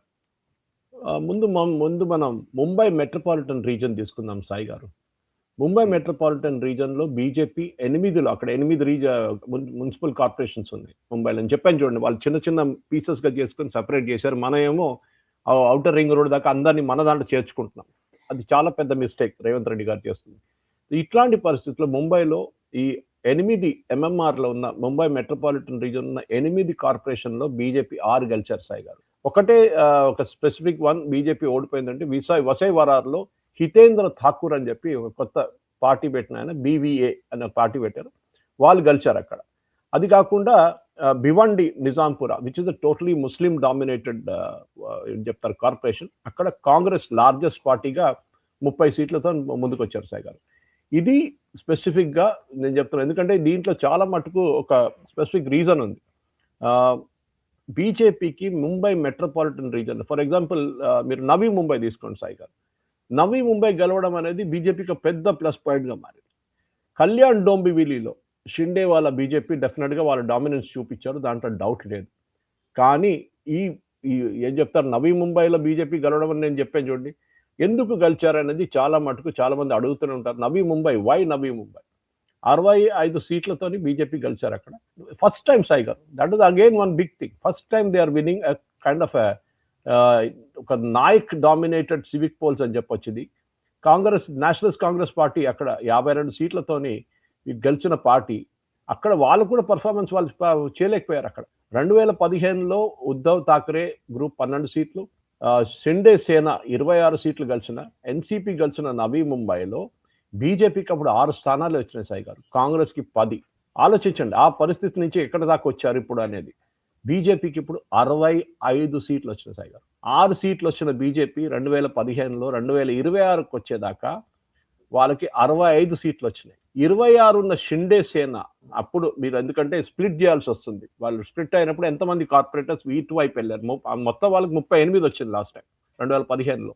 ఇప్పుడు 42గా మారిపోయింది సాయి గారు. శివసేన షిండే సేన 42, ఉద్ధవ్ ఠాకరే 2 సీట్లు, ఎంఎన్ఎస్ 1, కాంగ్రెస్ సఫాయా టోటలీ అవుట్. శరద్ పవార్ వాళ్ళు కూడా పోయారు. వీళ్ళు ఎవ్వరికీ లేదు. సో ఆలోచించండి, నవీ ముంబై అనేది ముంబైది ఒక కొత్త ఫేస్ సాయి గారు. అండ్ డెఫినెట్లీ ఐ థింక్ నేను ఇప్పుడు మీకు చెప్పిన airport I think he's played a major role. ఎందుకంటే ఒక ఒక కంప్లీట్గా బీజేపీ వైపు వెళ్ళడం అనేది నవీ ముంబైలో చాలా మటుకు బీజేపీకి ఒక పాజిటివ్ సైడ్. మనం పింప్రి చించువాడ గురించి మాట్లాడాం. అగైన్ ఒక కంప్లీట్ డామినెన్స్ అంటే మహారాష్ట్రలో పింప్రి చించువాడలో జరిగింది. పింప్రి చించువాడ అండ్ పూణే ఈ 2 మున్సిపల్ కార్పొరేషన్ శరద్ పవార్, అజిత్ పవార్ వాళ్ళ ఫ్యామిలీ ఫీఫ్ట్. అక్కడ ఎవరు గెలవలేరు, ప్రసక్తే లేదన్నమాట. ఆ పరిస్థితి నుంచి వాళ్ళని కంప్లీట్గా వైప్అవుట్ చేసేసారు. అండ్ దట్ టు పూణేలో బీజేపీ గెలిచారు, నాట్ ఈవెన్ విత్ షిండే. ఎందుకంటే షిండే ఇన్ఫ్లుయెన్స్ మనం అర్థం చేసుకోవాలి సాయి గారు. ఇట్ ఈస్ ఫ్రమ్ థానేలోనే ఆయనకి ఎక్కువ ఇన్ఫ్లుయెన్స్ ఉంది. దానికోసం చూడండి, ముంబైలో ఎక్కువ సీట్లు గెలవలేదు వాళ్ళు. థానే వైపు ఉన్న షిండేకి ఉన్న పట్టు కొంచెం వసాయి విరార్లోని, దాని తర్వాత నవీ ముంబైలో ఉందన్నమాట. ఈ పరిస్థితుల్లో పూణేలో గెలవడం అనేది ఐ థింక్ ఇండియన్ పాలిటిక్స్లో శరద్ పవార్ రోల్ ఇప్పటి నుంచి జీరో. శరద్ పవార్ గారు బహుశా నెక్స్ట్ ఒక 2-3 వారాల లోపల ఆయన పార్టీ నుంచి కావాలంటే అజిత్ పవార్ పార్టీలో మర్జ్ చేసి సుప్రియా సూలేని కావాలంటే నంబర్ 2గా పార్టీలు చేసి శరద్ పవార్ గారు రిటైర్ అయిపోతారు. అయిపోయింది ఆయన హిస్టరీ. ఒక టైంలో శరద్ పవార్ అనగానే ముంబై అండ్ మహారాష్ట్ర పాలిటిక్స్లో వీళ్ళందరూ పెద్ద పెద్ద పేర్లు చెప్పాను చూడండి, వసంత్ దాదా పాటిల్ కానీ మిగతా వాళ్ళు అందరికన్నా వైబీ చవాన్, వీళ్ళతో కాంపీట్ చేసిన ఒక మనిషి శరద్ పవార్. ఆ జనరేషన్స్ నుంచి ఆయన ఇప్పుడు దాకా మిగిలిపోయారు. కానీ ఇప్పుడు ఆయన రోల్కి అసలు ప్రసక్తి లేదు సాయి గారు. And I think for a change Maharashtra పాలిటిక్స్లో బియాండ్ ముంబై పూణేలో గెలవడం అనేది చాలా మటుకు, అది కాకుండా మనం చూస్తాం చాలా మటుకు సీట్స్లో బీజేపీ ఫస్ట్ టైం వాళ్ళు నాగ్పూర్ ఆఫ్ కోర్స్ అది ఆర్ఎస్ఎస్ హెడ్ క్వార్టర్స్ అని చెప్పి, లాస్ట్ టైం నాగ్పూర్లో they did not do well in Lok Sabha elections and even municipal మన అసెంబ్లీ ఎలక్షన్స్ కూడా. కానీ ఈసారి మున్సిపాలిటీలో మళ్ళీ అక్కడి నుంచి గెలిచారు. అండ్ నాగ్పూర్ ఇస్ మన ఫడ్నవీస్ గారు ఏరియా, ఆయన అక్కడి నుంచే కదా. సో ఇట్లాంటి పరిస్థితుల్లో రేపు అఫ్ కోర్స్ లోక్సభ ఎలక్షన్ చాలా దూరం ఉందనుకోండి, కానీ రాబోయే 2029 ఎలక్షన్లో సాయి గారు లాస్ట్ టైం బీజేపీ మహారాష్ట్రలో బీజేపీకి తగిన పెద్ద దెబ్బకి ఈసారి I think Fadnavis course correction చేస్తున్నారు. బహుశా నెక్స్ట్ ఎలక్షన్లో మోదీ గవర్నమెంట్కి 2072 క్రాస్ చేయాలంటే మహారాష్ట్ర పర్ఫార్మెన్స్ చాలా ఇంపార్టెంట్ ఉంటుంది. అఫ్ కోర్స్ ఉత్తరప్రదేశ్ కూడా ఉంటుంది. కానీ ఉత్తరప్రదేశ్లో ఇప్పుడు రాబోయే ఎలక్షన్ 2027లో వస్తుంది. దాంతోపాటు అక్కడి నుంచి 29 ఎక్కువ రోజులు లేదు కానీ ఒక 2 సంవత్సరాలు అంతే. ఈ 2 రాష్ట్రాలు, ఒకటి ఉత్తరప్రదేశ్, ఇంకోటి మహారాష్ట్ర, 2 బిగ్ స్టేట్. ఈ 2 స్టేట్స్లో బీజేపీ పర్ఫామ్ చేస్తే, ఇప్పుడైతే చూపించారు మహారాష్ట్రలో, యూపీలో కూడా చూపిస్తే డెఫినెట్గా 2072 కాదు 300 దాకా కూడా బీజేపీ 2029 లోక్సభ ఎలక్షన్లో వెళ్ళొచ్చు సాయి గారు. Super sir. సరిగా మీరు చెప్పినట్టుగా మహారాష్ట్ర ముఖ్యంగా ఈ మహారాష్ట్ర మున్సిపల్ ఎలక్షన్స్ ఎందుకు ఇంపార్టెంట్ అనే ప్రశ్న కూడా ఉండొచ్చు చాలా మందికి. యాక్చువల్లీ ఇంతసేపు మాట్లాడడానికి ఖచ్చితమైన కారణాలు ఉన్నాయి. ఇందాక సురేష్ గారు చాలా స్పష్టంగా చెప్పారు కూడా. మహారాష్ట్ర నిజానికి దేశ రాజకీయాలకు సంబంధించినటువంటి అనేక వాటికి మహారాష్ట్ర రాజకీయాలు చాలా ఒక సాక్షిభూతంగా నిలిచాయి. అండ్ వాణిజ్య రాజధాని ఉన్నటువంటి ప్రాంతం అది. అనేక కాంప్లికేటెడ్ సిచ్యువేషన్స్ ని ఫేస్ చేసేటువంటి రాష్ట్రం అది. సో అట్లాంటి రాష్ట్రంలో ఈ ఎలక్షన్స్ చాలా ఇంపార్టెంట్ రోల్ నే పోషిస్తాయి కాబట్టి దాని గురించి ఎక్కువసేపు మాట్లాడాము. ఇక మరొక అంశంలోకి వెళదాం. నేషనల్ రౌండప్ లో ఉత్తరప్రదేశ్ కి సంబంధించినటువంటి ఒక పథకం అనాలా, దీన్ని ఒక కొత్త ఐడియాని ఎమర్జ్ చేసిన విధానం అనాలా తెలియదు కానీ సీఎం ఫెలో అనే ఒక కాన్సెప్ట్ ని యూపీలో ఇప్పుడు తీసుకొచ్చారు యోగి ఆదిత్యనాథ్ గారు. అదేంటంటే ప్రభుత్వ పథకాలు సక్రమంగా క్షేత్రస్థాయిలో రీచ్ అవుతున్నాయా లేదా అనే ఒక ఫీడ్బ్యాక్ మెకానిజం ని ఈ సీఎం ఫెలో ద్వారా తీసుకొస్తూ ఉన్నారు. అసలు ఇది ఏంటి, దీని వివరాలు ఏంటి, అండ్ ఇది ఎలా పనిచేస్తుంది, వివరాలు ఒకసారి చెప్తారా సురేష్ సార్? సాయి గారు, మనకు అందరు తెలిసిందే ఈ లాస్ట్ మైల్ డెలివరీలోనే ప్రాబ్లం ఉంటుంది గవర్నమెంట్ సర్వీసెస్లో. అది ఏదైనా ఉండొచ్చు, మీరు టెటనస్ ఇంజెక్షన్ కానివ్వండి, మిగతా పిల్లలకి ఇచ్చే పోలియో వ్యాక్సిన్ ఉండొచ్చు, రేషన్ కార్డులు ఉండొచ్చు. చాలా మటుకు గవర్నమెంట్ సర్వీస్లో రిజిస్ట్రేషన్, ల్యాండ్ రిజిస్ట్రేషన్ ఉండొచ్చు, పేదోళ్ళ ల్యాండ్ రిజిస్ట్రేషన్, పట్టాలు ఉండొచ్చు. ఇదన్నీ డెలివర్ చేసేలో లాస్ట్ మినిట్లోనే పేదోళ్ళకి కానీ ఈవెన్ నార్మల్ మిడిల్ క్లాస్ ఫ్యామిలీకి కూడా చాలా మటుకు ప్రాబ్లం వస్తుంది. ఉత్తరప్రదేశ్లో గవర్నమెంట్ ఏం చేశారంటే అక్కడ 108 most backward blocks of the state తీసుకు. ఎప్పుడు మనం ఉత్తరప్రదేశ్ గురించి మాట్లాడుతున్నాడు బీమారు స్టేట్స్ అంటుంటాం సాయి గారు, మనకు అందరు తెలిసిందే. కానీ బీమారు కాదు, యాక్చువల్లీ ఉత్తరప్రదేశ్ చాలా మటుకు డెవలప్ అయింది, మీకు తెలిసి ఉంటుంది. జాపనీస్ ఎన్సెఫలైటిస్ అని చెప్పి ఒక చాలా డ్రెడెడ్గా డిసీజ్ కోవిడ్ టైంలో కూడా మనం చూసాం. దాని తర్వాత కూడా దాని గురించి యోగి ఆదిత్యనాథ్ గారు ముఖ్యమంత్రి అయినప్పుడు ఫస్ట్ టైం అక్కడ ఆల్మోస్ట్ 15,000 నుంచి 20,000 పిల్లలు ఇంపాక్ట్ అవుతుండే. దాంట్లో చాలా మంది చనిపోతుంది. సో అక్కడి నుంచి ఇప్పుడు జాపనీస్ ఎన్సెఫలైటిస్, ఎందుకంటే బేసిక్లీ హాస్పిటల్ సిస్టమ్ బాగా లేకుండా యూపీలో ఆ టైంలో మందులు లేకుండా, అక్కడ ప్రాబ్లం డాక్టర్స్ లేకుండా చాలా మటుకు ఇష్యూస్ ఉంటాయి. యోగి ఆదిత్యనాథ్ గారు కంప్లీట్గా దాన్ని డే టు డే మానిటరింగ్ చేసి మైక్రో లెవెల్ మానిటరింగ్ చేసిన తర్వాత ఏం జరుగుతుంది, ఇప్పుడు లాస్ట్ ఇయర్ 2025లో ఒక అబ్బాయి అమ్మాయి కూడా చనిపోయలేదు సాయి గారు. Not even one child died of Japanese encephalitis, which is a big revolution. Possibly ల్యాండ్సెట్టో లేకుంటే WHO వాళ్ళ పేపర్స్లో కూడా ఇది బహుశా రావచ్చు వచ్చే రోజుల్లో. కానీ ఈ పర్టికులర్ పథకం అనేది ఇది ప్రతి స్టేట్లో చేయాల్సిన సాయి గారు. ఏం చేశారంటే ఈ 108 బ్యాక్వర్డ్ స్టేట్ తీసుకొని వెల్ఫేర్ స్కీమ్స్ ఉంటుంది చూడండి సాయి గారు, అది ప్రజలకు అందుతుందా లేదా, ఇది ప్రశ్న అన్నమాట. ఎవరు అడుగుతారు? ఇప్పుడు ఫర్ ఎగ్జాంపుల్ ఏదైనా వెల్ఫేర్ స్కీమ్ పెట్టారనుకోండి, మీరు ప్రధాన్ మంత్రి రోజ్గార్ యోజన, అది లాస్ట్ మైల్ దాకా, లాస్ట్ పర్సన్ దాకా వెళ్తుందో లేదా అనేది ఎవరు అడుగుతున్నారు? ఎవరు అడగట్లేదు. అది వెళ్తుందో తెలియదు, వెళ్ళట్లేదు. రాజీవ్ గాంధీ చాలా ఒక ఫేమస్ స్టేట్మెంట్ మనకు అందరు తెలిసిందే. అక్కడ ఢిల్లీ నుంచి 100 రూపాయలు పంపిస్తే స్టేట్కి అందేదాకా 15 రూపాయలు అయిపోతుంది. అది మోదీ గారు సార్ట్అవుట్ చేశారు. ఇట్లా జన్ధన్ యోజన తీసుకొచ్చి డైరెక్ట్ బెనిఫిట్ ట్రాన్స్ఫర్ చేశారు. నడిమిట్లో ఒక్క ఏజెంట్ లేకుండా డబ్బులు డైరెక్ట్ బెనిఫిషరీ అకౌంట్కి వెళ్ళిపోతుంది. అదొక పెద్ద రెవల్యూషన్ ఉండే. అది మన బ్యాంకింగ్ రెవల్యూషన్ అని చెప్పొచ్చు. టెక్నాలజీ యూజ్ చేసి చేసిన చాలా మటుకున్నారు. కానీ ఇక్కడ ఏం చేశారంటే ఫర్ ఎగ్జాంపుల్ మీరు ఒక దీంట్లో ఒక స్పెసిఫిక్ కేసు కూడా ఇచ్చారు వాళ్ళు.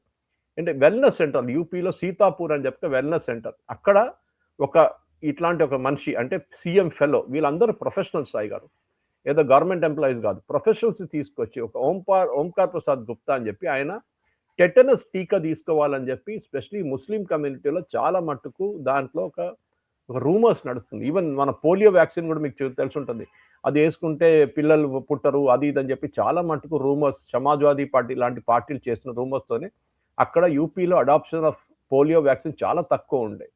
అది ఇప్పుడు టెటనస్ లాంటి. సో దీన్ని వీళ్ళు ఏం చేస్తున్నారంటే వీళ్ళు చెప్తున్నారు మీరు తీసుకోవాలి, డ్యూరింగ్ ప్రెగ్నెన్సీ మీరు టెటనస్ టీకా తీసుకోవాల్సిందని చెప్పి మహిళల్ని వాళ్ళకి ఏం చెప్తారు, దే ఆర్ ఎడ్యుకేటింగ్ దమ్ అన్నమాట. దాంతో స్పెసిఫిక్లీ ఒక డ్రిల్ లాగా ఎవ్రీ ఒక డే ఫిక్స్ చేసి ఈ వ్యాక్సిన్ మహిళలకు ఒకటే స్కీమ్ చెప్తున్నాను సాయి గారు, చాలా ఉన్నాయి ఇట్లాంటిది. ఇది చాలా మటుకు ఇట్లాంటి డెలివరీ, సర్వీస్ డెలివరీ ఈ 108 బ్యాక్వర్డ్ బ్లాక్స్లో ఇట్లాంటి గవర్నమెంట్స్ పథకాలు చేస్తున్నారు సాయి గారు. ఈ 112 గ్రామ సభలు ఒక్కొక్క డిస్ట్రిక్ట్లో ఒక్కొక్క ఏరియాలో నడుస్తున్నారు. అది కంప్లీట్ గవర్నమెంట్ సర్వీస్. ఎందుకంటే ఇది చేయడానికి చాలా మటుకు పర్ఫార్మెన్స్ ఇండికేటర్స్ చూడాల్సి వస్తుంది. నేను చెప్తాను తెలంగాణలో కూడా చేయాలి సార్ గారు. మనం అనుకుంటాం అన్ని బాగుంది అది అని చెప్పి, nothing, everything can be improved, nothing that is perfect and running correct అన్నమాట. సో ఈ సీఎం ఫెలోస్ని 50 పర్ఫార్మెన్స్ ఇండికేటర్స్ నుంచి చూసుకుంటాం వైపు సాయి గారు. వెల్ఫేర్ స్కీమ్స్ సెంట్రల్ గవర్నమెంట్ కానీ స్టేట్ గవర్నమెంట్ రన్ చేస్తున్న బెనిఫిట్స్, ఈ welfare scheme last mile intended beneficiaries దాకా వెళ్తుందా లేదా అనేది చాలా మనకు ఇంపార్టెంట్ అన్నమాట. ఎవరు ట్రాక్ చేస్తారు? ఎక్కడుంది డాష్ బోర్డ్ మీద? చంద్రబాబు నాయుడు గారు ఉన్నప్పుడు నాకు గుర్తుంటుంది, ఆయన ఆ టైంలో సెక్రటరియట్లో అందరూ డాష్ బోర్డు ఉండే. ఆ డాష్ బోర్డులో మీరు చూస్తే ఏ గవర్నమెంట్ స్కీమ్ ఎక్కడుంది, ఏ పరిస్థితులు ఉందా అని చెప్పి తెలిసిపోతుంది. బహుశా ఇప్పుడు ఆంధ్రప్రదేశ్లో కూడా నడిపిస్తున్నారేమో తెలియదు. కానీ ఈ సీఎం ఫెలోస్, ఎందుకంటే దీంట్లో ప్రెగ్నెంట్ ఉమెన్ని టైమ్లీ స్క్రీన్ చేయడం కానీ, న్యూట్రిషన్ ఇవ్వడం కానీ, వ్యాక్సినేషన్, అది పిల్లలకు కూడా వ్యాక్సినేషన్ ఇవ్వడం, primary and secondary education government స్కూల్స్లో ఎవరు టీచర్లు వస్తున్నారా, టీచర్ చదువు చెప్తున్నారా, పిల్లల మార్క్స్ ఏంటి, పిల్లలకి మ్యాథమెటిక్స్ వచ్చా, పిల్లలకి ఇంగ్లీష్ వచ్చా, పిల్లలకి హిందీ వచ్చా, అది కాకుండా అగ్రికల్చరల్ ప్రాక్టీసెస్. ఇప్పుడు మనం చూస్తాం తెలంగాణలో చాలా మటుకు ఫర్టిలైజర్ చాలా వాడుతున్నారు విపరీతంగా. అది చాలా మటుకు it is dangerous thing finally, ఎందుకంటే అది మళ్ళీ ఆ ఫుడ్ ప్రాసెస్ సిస్టమ్కి వచ్చేస్తుంది. అది మీరు తినే బియ్యంలో కానీ మీరు తినే మిగతా దాంట్లో కూడా ఈ ఫర్టిలైజర్ మళ్ళీ వచ్చి మీ హెల్త్ని ఇంపాక్ట్ చేస్తుంది. సో దాని గురించి కూడా ఎడ్యుకేట్ చేయడం కాదు, ఈ ప్రాక్టీస్ ఇట్లా చేయాలి ఇట్లా చేయాలి. అది కాకుండా స్కిల్ డెవలప్మెంట్. ఈ స్కిల్ డెవలప్మెంట్ ఏం చేస్తారు సాయి గారు, డబ్బు పంపిస్తారు, ఢిల్లీ నుంచో లక్నో నుంచి డబ్బు పంపిస్తారు. స్కిల్ డెవలప్మెంట్ నడుస్తుందా లేదా? నేను ఎగ్జాంపుల్ ఇస్తాను. మా దగ్గర అల్వాల్లో ఈ ప్రధాన్ మంత్రి కౌశల్ యోజన స్టార్ట్ చేశారు. కొన్ని రోజులు అల్లా అడిగాను, ఏమంటే ఏం జరగట్లేదు, డబ్బులు రాలేదు, స్టేట్ గవర్నమెంట్ మాకు డబ్బులు ఇవ్వలేదు, స్టేట్ గవర్నమెంట్ అడిగితే మాకు సెంట్రల్ గవర్నమెంట్ డబ్బులు రాలేదు అంటారు. ఎవరు ట్రాక్ చేయట్లేదు సాయి గారు. Somebody should track it. ఈ సీఎం ఫెలో అనే ప్రోగ్రామ్ని ఇట్లానే యోగి ఆదిత్యనాథ్ గారు అందరూ అనుకుంటారు ఆయన కాషాయ వేసుకొని తిరుగుతారు, ఆయన ఏం చేస్తారు, ఆయన ఏం చేయలేరు అని చెప్పి. కానీ I think is one of the most efficient chief ministers in the country today. మనం ఆయన మైక్రో లెవెల్ అనలైజ్ చేస్తే మీకు తెలిసిపోతుంది. ఈ సీఎం ఫెలో కూడా లాంచ్ చేసినప్పుడు సాయి గారు మాక్సిమం ఏజ్ 40 సంవత్సరాలు రిక్రూట్ చేశారు. 40 సంవత్సరాల లోపల ఇది is not a government job, government ఉద్యోగం కాదు, ప్రైవేట్ సెక్టర్ నుంచి ఎక్కువ తీసుకున్నారు. చాలా మటుకు టాలెంటెడ్ యంగ్స్టర్స్ని తీసుకున్నారు, కమిటెడ్ యంగ్స్టర్స్ని తీసుకున్నారు. అంటే యంగ్స్టర్ అంటే రాహుల్ గాంధీ 50 సంవత్సరాల్లో 55లో కూడా యంగ్స్టర్ అంటే 40 వాళ్ళు కూడా యంగ్స్టర్ అని పిలవచ్చు, మనం ప్రాబ్లం లేదు దాంట్లో. సో వాళ్ళకి ప్రతి నెల 40,000 రూపాయలు ఇస్తారు సాయి గారు. ఎందుకంటే వాళ్ళు చాలా మటుకు వాళ్ళ డిస్ట్రిక్ట్లో తిరగాల్సి వస్తుంది, వాళ్ళ ఏరియాలో తిరగాల్సి. నవంబర్ 2022లో లాంచ్ చేసిన ఈ స్కీమ్ చాలా మటుకు ప్రొఫెషనల్స్ అప్లై చేశారు, చాలా ప్రొఫెషనల్స్ అప్లై చేశారు. దాంట్లో ఇప్పుడున్న 108 కరెంట్ ఫెలోస్లో 41 మంది పిహెచ్డి సాయి గారు, 20 మంది ఎంబీఎస్, అది కాకుండా కొంతమందికి ఇంజనీరింగ్ డిగ్రీ కూడా ఉంది, and remaining are all post graduates. ఈ ప్రోగ్రామ్ ఆస్పిరేషనల్ డిస్ట్రిక్ట్స్ అని చెప్పి ఈవెన్ మన దగ్గర కూడా స్టార్ట్ చేశారు. ఆస్పిరేషనల్ డిస్ట్రిక్ట్స్ అంటే ఒక లెవెల్ దాకా తీసుకురావాలి, మీరు అస్పైర్ చేయాల్సి వస్తుంది అనమాట. నేను ఇక్కడ రాకుండా మా డిస్ట్రిక్ట్ ఇక్కడ రావాలని చెప్పి ఆ లెవెల్ ఏంటి, ఆ పారామీటర్స్ ఏంటి అని అనలైజ్ చేసిన ఈ 108 మోస్ట్ బ్యాక్వర్డ్ డిస్ట్రిక్ట్లు, దాంట్లో టోటల్ ఆఫ్ 826 బ్లాక్స్ ని ఐడెంటిఫై చేసి ప్రతి లెవెల్లో ఒక స్వాట్ అనాలిసిస్ అంటే strength, weakness, opportunities and threats చేసి కంప్లీట్గా సోషియో ఎకనామిక్ పారామీటర్స్ని అనలైజ్ చేసి బ్లాక్ వైజ్ రిపోర్ట్ కార్డులు తయారు చేసి చేసిన దాన్నే డెఫినెట్గా ఐ థింక్ ఈ యొక్క గవర్నమెంట్ మిషనరీని బర్డన్ చేయకుండా, ఎందుకంటే కలెక్టర్ దగ్గర వెళ్ళారనుకోండి ఒక ఇష్యూతోని, ఆ కలెక్టర్కి 100 పనులు ఉంటాయి సాయి గారు, ఆయన ఒక సెక్షన్ ఆఫీసర్కి చెప్తాడు, లేకుంటే డిప్యూటీ కలెక్టర్ చెప్తాడు, అక్కడే ఆగిపోతుంది అది, అక్కడి ముందుకు జరగదు అది. సో ఈ ట్రైన్ చేసిన సెలెక్టెడ్ సీఎం ఫెలోస్ని చాలా మటుకు మనం చూస్తున్నాం. ఎందుకంటే ఈ బేసిక్ ఎలిజిబిలిటీ కూడా చాలా మటుకు స్ట్రిక్ట్గా పెట్టారు. మినిమం 60% మీకు ఒక గ్రాడ్యుయేషన్లో మార్క్స్ ఉండాలి. ఎందుకంటే అప్లై చేస్తున్నప్పుడు ఈ 108 బ్లాక్స్కి అప్లై చేస్తున్న 27,000 మంది అప్లై చేశారు. అండ్ చాలా మంది నేను చెప్పినట్టు పిహెచ్డి వాళ్ళు ఉన్నారు, అది కాకుండా ఈవెన్ ఇండస్ట్రియల్ మేనేజ్మెంట్ చేసిన వాళ్ళు ఉన్నారు, ఎంబీఏ చేసిన వాళ్ళు ఉన్నారు, ఈవెన్ బీఎడ్ చేసిన వాళ్ళు. సో డెఫినెట్లీ ఇక్కడ ఈ చేసిన పథకం సాయి గారు చాలా మటుకు ఇంపాక్ట్ క్రియేట్ చేస్తుంది. గ్రౌండ్ లెవెల్లో చాలా ప్రాజెక్ట్స్లో పారామీటర్స్ చాలా మటుకు మారింది. స్పెషలీ ప్రెగ్నెంట్ ఉమెన్స్లో రిజిస్ట్రేషన్ కానీ, యాంటీనేటల్ కేర్ కానీ, ఇన్స్టిట్యూషనల్ డెలివరీస్ పెంచడంలో, అది కాకుండా detection of case of mall nutrition. మన దగ్గర కూడా నేను దీనికన్నా ముందు పనిచేసిన కంపెనీలో పనిచేసినట్టు సిఎస్ఆర్ మన ఆంధ్ర వైపు చేసాం, మనం చిత్తూరు డిస్ట్రిక్ట్లో మా చైర్మన్ విలేజ్ ఉండే, చాలా మటుకు పనిచేస్తుంది అక్కడ. అంటే మహిళలకి, ప్రెగ్నెంట్ మహిళలకి మిల్క్, ఎగ్స్ ఎవ్రీడే ఇవ్వడం చాలా ఇంపార్టెంట్. అది ఎవరు ఇస్తారు? డెఫినెట్గా అన్ని గవర్నమెంట్ చేయలేరు కదా, మీరు మిగతా ప్రైవేట్ సెక్టర్ కూడా ఇన్వాల్వ్ చేస్తుంది. అది కాదు, ఇది కాకుండా యూనిసెఫ్ కానీ మిగతా ఎన్జిఓస్ని కూడా ఇన్వైట్ చేసి వీళ్ళు 14 గవర్నమెంట్ డిపార్ట్మెంట్ హెడ్ని తీసుకొని కంప్లీట్గా ఈ ప్రోగ్రామ్ని రెగ్యులర్గా రివ్యూ చేస్తున్నారు. అది కాకుండా ఆశా వర్కర్స్ ఉన్నారు, మనకు తెలిసిందే, ఆక్సిలరీ మిడ్ వైఫ్, వాళ్ళు కాకుండా శానిటేషన్ స్టాఫ్, వీళ్ళందరినీ కూడా వీళ్ళతోని అటాచ్ చేశారన్నమాట. సో వాళ్ళకి తెలుసు లోకల్ ఇష్యూస్లో ఏం నడుస్తుంది, ఏం ప్రాబ్లం ఉంది లోకల్ ఇష్యూస్ అని చాలా క్లియర్గా తెలిసిపోతుంది. ఐ థింక్ నీతి ఆయోగ్ కూడా చెప్పారు సాయి గారు దట్ దిస్ స్కీమ్, ఈ ఆస్పిరేషనల్ బ్లాక్ ప్రోగ్రామ్ కింద జనవరి 2023లో 500 under develop blocks across the nation, భారతదేశంలో 500 అండర్ డెవలప్ బ్లాక్స్ని ఇదే కాన్సెప్ట్లో ఈ టార్గెట్ ఓరియంటెడ్ స్కీమ్లో తీసుకురావాల్సి ఉందని చెప్పారు. ఐ థింక్ ఇది యోగి ఆదిత్యనాథ్ గారు చేశారని చెప్పి ఇది బాగాలేదు, ఇది మనం చేయకూడదు అని చెప్పి it's a wrong way of looking at Sai గారు. చాలా మటుకు ఐ థింక్ పాజిటివ్గా చూడాల్సింది ఇట్లాంటి పథకాలు. అండ్ డెఫినెట్గా ఈ ప్రోగ్రామ్ని మన తెలుగు స్టేట్స్లో కూడా ఇంప్లిమెంట్ చేస్తే బాగుంటుంది అని నా ఒక personal opinion sir. Perfect sir, correct sir. సరే, ఒకసారి మనము మమతా బెనర్జీ దగ్గరికి వెళ్దాం. ఒకసారి వెస్ట్ బెంగాల్కి సంబంధించి సుప్రీంకోర్టు చాలా సీరియస్ అయింది మమతా బెనర్జీ విషయంలో. మమతా బెనర్జీ ఎన్ఫోర్స్మెంట్ డైరెక్టరేట్ విచారణని అడ్డుకున్న విషయం, అంటే ఆల్మోస్ట్ దానికి లోపలికి ఇంటర్వ్యూన్ అయిపోయి అక్కడ నుంచి ఫైల్స్ తీసుకురావడము, వాళ్ళ విచారణని ఆపే ప్రయత్నం ఒక ముఖ్యమంత్రి స్థాయిలో ఉన్న వ్యక్తి చేశారు అని ఈడీ సుప్రీంకోర్టును అప్రోచ్ అయింది. దీని గురించి మనం ఇంతకుముందు మాట్లాడాము. సుప్రీంకోర్టు కూడా చాలా సీరియస్ అయినట్టు తెలుస్తుంది. వీళ్ళకి గడువు ఇచ్చారు, ఈ గడువు లోపల మీరు 2 weeks లోపల మీరు మీ రెస్పాన్సెస్ ని ఫైల్ చేయాలని సుప్రీంకోర్టు చెప్పింది. అండ్ కొంత సీరియస్ గానే తీసుకుంటుందా, సీరియస్ గానే రియాక్ట్ అవుతుందా సుప్రీంకోర్టు? అయితే ఎలాంటి యాక్షన్స్ తీసుకోవాల్సిన అవసరం కనబడుతుంది ఇట్లాంటి విషయాల్లో? ఎందుకంటే ఇది ఒక్క దగ్గర జరిగింది అంటే ప్రతి ప్లేస్ లో జరుగుతుంది. మామూలుగానే అధికారులు ఇన్ఫ్లుయెన్స్ చేయడం మనం రెగ్యులర్ గా చూస్తూ ఉంటాం. మామూలు ఎమ్మెల్యే, ఎంపీ స్థాయి అధికారులు, లేకపోతే మంత్రులు, ఇప్పుడు ముఖ్యమంత్రి డైరెక్ట్ గా వచ్చి విచారణనే ఆపే ప్రయత్నం చేస్తూ ఉంటే ఇది ఖచ్చితంగా మిగతా రాష్ట్రాల్లో పాకే అవకాశం కూడా ఎక్కువగానే ఉంటది. సో ఇట్లాంటి టైంలో సుప్రీంకోర్టు ఖచ్చితంగా సీరియస్ గా రెస్పాండ్ అవ్వాల్సిన సమయం ఇది కాదా? ఎట్లా మీరు చెప్తారు దాని గురించి? ఏమంది అసలు సుప్రీంకోర్టు ఏమంది కూడా చెప్పండి సార్. సాయి గారు దీనికి ఒక బ్యాక్గ్రౌండ్ ఉంది, మనందరికి తెలిసిందే. ఏంటి బ్యాక్గ్రౌండ్ దీనిది? స్పెసిఫిక్గా ఏం జరిగింది అని మనకు అందరు తెలిసిందే. ఐపాక్ అని చెప్పి ఒక ఆర్గనైజేషన్ మనందరికి తెలుసు, which was run by Prashant Kishor and Prateek Sinha. వీళ్ళిద్దరు నడిపి దాంట్లో ప్రశాంత్ కిషోర్ పాలిటిక్స్కి వెళ్ళిపోయిన తర్వాత ఆయన ఇప్పుడు యాక్టివ్గా లేరు ఐపాక్లో. ఐపాక్ చాలా గవర్నమెంట్స్ అంటే పొలిటికల్ పార్టీస్ కోసం పనిచేస్తుంది. మన దగ్గర వైఎస్ జగన్ ఉన్నప్పుడు ఆయనకి డిఎంకే కోసం పనిచేశారు వాళ్ళు. అమరీందర్ సింగ్ దగ్గర వెళ్ళారు కానీ అది పనిచేయలేదు ఎక్కువ. ఆమ్ ఆద్మీ పార్టీ కోసం గోవాలో అండ్ ఢిల్లీలో పనిచేశారు వీళ్ళు. అది కాకుండా కొన్ని రోజులు సమాజ్వాదీ పార్టీ కూడా పనిచేశారు. ఇప్పుడు వెస్ట్ బెంగాల్లో 2 ఎలక్షన్స్ నుంచి లాస్ట్ జరిగిన అసెంబ్లీ ఎలక్షన్స్, లోక్సభ ఎలక్షన్స్లో, ఇప్పుడు రాబోయే అసెంబ్లీ ఎలక్షన్లో కూడా ఐపాక్ని సైన్అప్ చేసుకున్నారు వాళ్ళు. బాగానే ఉంది, మీరు ప్రొఫెషనల్గా ఎవరినైనా ఎంగేజ్ చేసుకోవచ్చు, దాంట్లో ఏ ఇష్యూ లేదు. కానీ ఇక్కడ ఏం జరిగిందంటే సాయి గారు, ఇదంతా మొదలైంది ఒక కోల్ స్కామ్ నుంచి. మన నార్త్ ఇండియాలో చాలా కామన్ ఇది. ఇప్పుడు తగ్గింది అనుకోండి, అంటే కోల్ ఇండియా కానీ, ఈస్టర్న్ కోల్ ఫీల్డ్స్ కానీ, ఇట్లాంటి పబ్లిక్ సెక్టర్ కంపెనీస్ దగ్గర కొంతమంది హయ్యర్ ఆఫీషియల్స్ని లంచం ఇచ్చేసి, లేకుంటే వాళ్ళని ధమ్కి ఇచ్చి వాళ్ళని చంపేస్తారని చెప్పేసి అక్కడ వెళ్ళి వీళ్ళు పెద్ద పెద్ద లారీల్లో, టిప్పర్ లారీల్లో బొగ్గు తవ్వేసి తీసుకెళ్ళిపోతారు ఇల్లీగల్గా. ఇట్లాంటి ఒక కేసు 2020లో బయటకు వచ్చింది సాయి గారు, కోవిడ్ తర్వాత, జస్ట్ ఆఫ్టర్ కోవిడ్. 2,047 కోట్లు బొగ్గు తవ్వి తీసుకెళ్ళిపోయారని చెప్పి సిబిఐ ఒక కేసు రిజిస్టర్ చేశారు, eastern coal fields, west Bengal. వీళ్ళేం చేస్తారంటే ఆ తవ్విన బొగ్గు ఎక్కువ దూరం తీసుకెళ్లారు, పక్కన ఉన్న కంపెనీలకు అమ్మేసుకుంటారు. ఎందుకంటే ఎక్కువ దూరం పోతే మిమ్మల్ని ఎవరైనా పట్టుకుంటారు, పోలీసు వాళ్ళు పట్టుకోవచ్చు, లేకుంటే ఇంకెవరైనా పట్టుకోవచ్చు మిమ్మల్ని. వీళ్ళేం చేస్తారంటే చుట్టుపక్కల ఉన్న చిన్న చిన్న కంపెనీలకి ఈ బొగ్గు అమ్మేస్తారు, డిస్కౌంట్లు అమ్ముతారన్నమాట. సో దాంట్లో 2,000 కోట్లు ప్లస్ అమౌంట్ దీని నుంచి ఒక హవాలా రూట్ నుంచి భారతదేశం నుంచి బయటికి వెళ్ళిందని చెప్పి సిబిఐ ఒక కేసు రిజిస్టర్ చేశారు. మాన్షి అని చెప్పి ఒక మనిషి ఉన్నారు ఆయన మీద.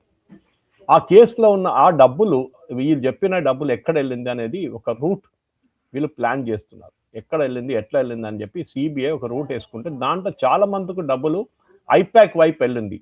ఐపాక్లో వెళ్ళింది అనమాట డబ్బులు. ఐపాక్ వాళ్ళు ఏం చేశారు ఈ డబ్బులు అని ఒక క్వశ్చన్ వచ్చింది. 20 కోట్లు దీంట్లో గోవాకు పంపించారు సాయి గారు, 20 కోట్లు గోవాకు పంపించారు. అది సిబిఐ కరెక్ట్గా ఐడెంటిఫై చేసి ఎన్ఫోర్స్మెంట్ డైరెక్టరేట్ని ఇన్ఫార్మ్ చేశారు. ఎవరు తీసుకెళ్లారు గోవాకి? ఐపాక్ వాళ్ళు. ఐపాక్ రిప్రజెంటేటివ్ గోవాలో అప్పుడు వాడుకోనికి వాళ్ళకి డబ్బులు ఇచ్చారంట. అది పేమెంట్. అది గోవాలో ఆ టైంలో ఎలక్షన్ లేదు. ఎలక్షన్ ఉంటే అప్పుడు కూడా మనం we can still okay, election ఉంది కదా, ఎలక్షన్ డబ్బులు అని అనుకోవచ్చు. కానీ ఆ ఎలక్షన్ కాదు, ఈ డబ్బులు వాళ్ళ పేమెంట్గా ఇచ్చారు వాళ్ళకి. ఇప్పుడు మమతా బెనర్జీ ఏమంటుందంటే, మాకు ఇప్పుడు ఎలక్షన్ రావబోతుంది, ఐపాక్ మా పొలిటికల్ మేనేజ్మెంట్ ఏజెన్సీ, వాళ్ళ మీద దాడి చేయడంలో, వాళ్ళ మీద ఎన్ఫోర్స్మెంట్ డైరెక్టరేట్ రేడ్లో మా వైపు ఉన్న పొలిటికల్ డాక్యుమెంట్స్ అంతా వాళ్ళు పట్టుకెళ్ళిపోతారు ఎన్ఫోర్స్మెంట్ డైరెక్టరేట్. దానితోని మా క్యాండిడేట్ లిస్ట్ అంతా బయటపడుతుంది, మా స్ట్రాటజీస్ అన్ని బయటపడుతుంది, బీజేపీకి బెనిఫిట్ అవుతుంది. ఇది బేసిక్ ఆర్గ్యుమెంట్ సాయి గారు. కానీ జరిగింది ఏంటి అది మనం ఆలోచించాలి. ఫస్ట్ జరిగింది ఇట్లానే, ఆ రోజు పొద్దున్న 6 గంటలకు రేడ్ ఎన్ఫోర్స్మెంట్ డైరెక్టరేట్ చేశారు. యూజువల్లీ ఏం చేయాలంటే ఎన్ఫోర్స్మెంట్ డైరెక్టర్, నాకు కూడా అది క్లారిటీ కావాలి సార్, నేను I'm trying to find out from Supreme Court lawyer or even enforcement డైరెక్టరేట్ని ఎవరైనా లోకల్ పోలీస్ని ఎందుకు ఇన్ఫార్మ్ చేయాలి సాయి గారు? Why should you inform the local police? ఎందుకంటే ఒకసారి మీరు లోకల్ పోలీస్ ఇన్ఫార్మ్ చేస్తే వాళ్ళ పొలిటికల్ మాస్టర్స్కి చెప్పేస్తారు. సో ఫర్ ఎగ్జాంపుల్ హైదరాబాద్ ఒక రేడ్ వస్తుంది, కొంతమంది కాంగ్రెస్ వాళ్ళ మీద రేడ్ చేస్తున్నారు అనుకోండి, ఒక హైపోథెటికల్ సిచ్యువేషన్. మీరు హైదరాబాద్లో ఉన్న పోలీస్ కమిషనర్ ఇన్ఫార్మ్ చేయగానే ఆయన ఫస్ట్ ఏం చేస్తాడు, వాళ్ళ పొలిటికల్ మాస్టర్ చెప్పేది ఇట్లాంటి రేడ్ జరగబోతుంది, ఈ చోట్ల రేడ్, వాళ్ళు ఏం చేస్తారు, మొత్తం ఖాళీ చేసేస్తారు ప్రొవైసెస్. సో ఇట్లాంటి దాంట్లో ఒక ప్రొసీజరల్ మ్యాటర్లో కపిల్ సిబ్బల్ గారు చెప్పారంట, మాకు ఇన్ఫార్మ్ చేయలేదు, ఇన్ఫార్మ్ చేయక్కర్లేదు అనుకుంటాను, but anyway that is a point of dispute. Mamata Banerjee ఈ 6 గంటలకు పొద్దున్న రేడ్ మొదలైన సాయి గారు, 6:30కు అనుకుంటాను, 12 గంటలకు 11-12 గంటల నడిమిట్ లోపల ఈ యాక్షన్లన్నీ జరిగింది. ఫస్ట్ అక్కడ కల్కటా మున్సిపల్ కమిషనర్ వచ్చి ఇక్కడ వచ్చి ఈ రేడ్ మీద వీళ్ళని ప్రశ్నించారు. ఎన్ఫోర్స్మెంట్ డైరెక్టర్, మాకు ఒక కంప్లైంట్ వచ్చింది, ట్రెస్ పాస్ అంటే మీరు ఇంటి లోపల దూసుకెళ్ళిపోయారు పర్మిషన్ లేకుండా అని. సో ఎన్ఫోర్స్మెంట్ డైరెక్టరేట్ వాళ్ళు లెటర్ చూపించారు, మాకు కోర్ట్ మ్యాండేటెడ్ ఉంది, రేడ్ చేయడానికి మాకు అథరైజేషన్ ఉంది, ఇది మా ఐడి కార్డులు అని చెప్పి చూపించారు. సో కమిషనర్ అక్కడ పక్కన కూర్చున్నారు, ఆయన ఫోన్లో చేసుకుంటూ కూర్చున్నారంట. దాని తర్వాత ఏం చేశారు, అదే పోలీస్ కమిషనర్ అక్కడ ఉన్నప్పుడే మమతా బెనర్జీ వచ్చింది. ఆమె 12:30కు వచ్చింది అనుకుంటాను. ఆమె రావడానికి ఒక అర్ధగంట ముందు DGP police, director general of police వచ్చారనమాట అక్కడికి. డైరెక్టర్ జనరల్ ఆఫ్ పోలీస్ వచ్చి అక్కడ వచ్చి వీళ్ళెవరు అని మళ్ళీ వీళ్ళ మీద గొడవ పెట్టారు. ఇదేం చేస్తున్నారు ఇక్కడ అది అని చెప్పి. వాళ్ళు చెప్పారు మళ్ళీ we're doing a raid and ఒఫీషియల్‌గా ఇది మా డాక్యుమెంట్స్ ఇది. మేము రైడ్‌కున్న ఆథరైజేషన్ ఇది. మా ఐడీ కార్డ్ అని చూపించారు. అర్ధగంట తర్వాత మమతా బెనర్జీ వచ్చారు. మమతా బెనర్జీ వచ్చి దానికన్నా పెద్ద గొడవ. ఆమె ఏం చేసిందంటే అక్కడ ఉన్న కొన్ని ఫైల్స్, అది కాకుండా కొన్ని డిజిటల్ డివైసెస్ అన్నీ పట్టుకెళ్ళిపోయింది. ఇది ఎవరు టెక్నికలీ అదే సుప్రీం కోర్టులో కూడా జరిగిన ఆర్గ్యుమెంట్ చాలా లైవ్‌గా టెలికాస్ట్ చేశారు. అది చాలా బాగుండే. కపిల్ సిబల్ గారు was appearing for Mamata Banerjee and of course వాళ్ళ పార్టీ వైపు నుంచి అభిషేక్ మను సింఘ్వి ఏమో commissioner, DGP and chief secretary. Chief secretary కూడా వచ్చారు సాయి గారు. ఆలోచించండి, ఒక రేడ్ నడుస్తున్న ప్లేస్‌లో పోలీస్ కమిషనర్, డీజీపీ, ముఖ్యమంత్రి, చీఫ్ సెక్రటరీ వచ్చి కూర్చున్నారు. ఇప్పుడు మొన్న జరిగిన ఆర్గ్యుమెంట్‌లో కపిల్ సిబల్ ఏం చెప్పారంటే ఇది ఆమె చైర్మన్ ఆఫ్ టీఎంసీ. ముఖ్యమంత్రిగా వెళ్ళలేదు అక్కడికి. She went as the chairman of TMC and she took away the documents. So supreme court ఏమన్నా దాని ప్రాబ్లం అక్కడ ఆగలేదు సాయి గారు. ఇదంతా జరిగిన తర్వాత పంచనామా చేశారు. పంచనామాలో ఏం చెప్పారంటే ఈడీ మేము అక్కడి నుంచి ఏం తీసుకెళ్ళలేదు. Okay, we didn't take anything. Kapil Sibal దాన్ని ఒక ఉల్టా ఆర్గ్యుమెంట్‌గా వేసుకున్నాడు. అంటే చూడండి ఏం దొరకలేదు వాళ్ళకి. అంటే దొరికితే ఎట్లా దొరుకుతాయి? మీరు ఎత్తుకెళ్ళిపోయారు కదా అన్నీ. మమతా బెనర్జీ ఉన్న డాక్యుమెంట్‌లే ఎత్తుకెళ్ళిపోయింది. మళ్ళీ మీ దగ్గర ఏం మిగులుతుంది? ఇది nothing for you to carry. So వాళ్ళే పంచనామాలో కూడా చెప్పారు we have not seized anything. అంటే మేము అక్కడి నుంచి ఏం పట్టుకెళ్ళలేదు అని చెప్పి. ఎందుకంటే పంచనామా అనేది చాలా కాంప్లికేటెడ్ ఉంటుంది. సంతకం తీసుకోవాల్సి వస్తుంది. ఎవరి మీద ఇంటి మీద దాడి చేశారో వాళ్ళ సంతకం తీసుకోవాల్సి వస్తుంది. అక్కడి నుంచి ఏ డాక్యుమెంట్ మీరు తీసుకెళ్తే ఆ డాక్యుమెంట్లు ఐడెంటిఫై చేసి మార్క్ చేయాల్సి వస్తుంది. దాన్ని సీల్ చేయాల్సి వస్తుంది. కానీ అక్కడ ఏం దొరకలేదు వాళ్ళకి. సో బికాస్ మమతా బెనర్జీ ఉన్న ఫైల్ అన్ని పట్టుకెళ్ళిపోయింది. సో దాని తర్వాత ఆమె బయటికి వెళ్ళిన తర్వాత ఒక చిన్న పబ్లిక్ మీటింగ్ అడ్రస్ చేసింది మైకులతో సహా. సో సుప్రీం కోర్టు ఇప్పుడు అడిగిన కొన్ని ప్రశ్నలు ఉన్నాయి కదా, దాన్ని మనం ఆలోచించాలి. ఎందుకంటే justice Prashant Kumar Mishra and justice Vipul Pancholi bench దీన్ని ఏమంటారంటే we are the prima facie opinion that the present petition has raised a serious issue related to investigation by ED or central agencies and its interference by state agencies. దీని తెలుగులో చెప్పాలంటే మాకు ఒక opinion దీని మీద ఉంది ఏంటంటే సెంట్రల్ ఏజెన్సీస్ ప్రోబ్ చేస్తున్నప్పుడు అది సిబిఐ ఉండొచ్చు, ఇన్కమ్ ట్యాక్స్ ఉండొచ్చు, ఎన్ఫోర్స్మెంట్ డైరెక్టరేట్ లేకుండా ఎవరైనా ఉండొచ్చు. వీరు ఇన్వెస్టిగేట్ చేస్తున్నప్పుడు స్టేట్ ఏజెన్సీస్ వచ్చి దాంట్లో ఇంటర్ఫియర్ చేయడం ఏంటి? ఇప్పుడు మనం చూసాం, నిన్న నాకు రాత్రి ఒక న్యూస్ వచ్చింది, కరెక్ట్ లాదో తెలియదు, నాకు వాట్సాప్లో ఫార్వర్డ్ వచ్చింది.